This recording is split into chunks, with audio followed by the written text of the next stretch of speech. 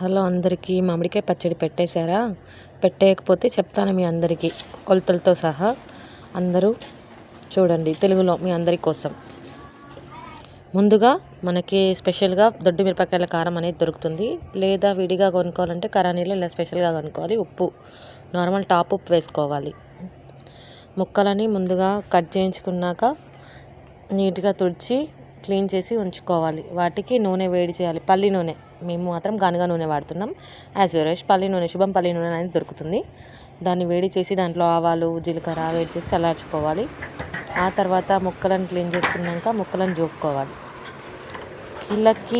ముక్కలకి ఒక అర్ధపావు కారం పడుతుంది, పావు కిలో ఉప్పు పడుతుంది, నార్మల్ సాల్ట్. అదే టాటా సాల్ట్ ఆశీర్వాద్ అలా వాడితే మాత్రం కొంచెం తక్కువ పడుతుంది.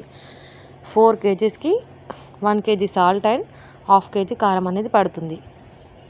పర్ఫెక్ట్ కొలతలు, చాలా బాగా వస్తుంది. ట్రై చేయండి. వీడియోని ఎండ్ వరకు చూడండి. Thank you.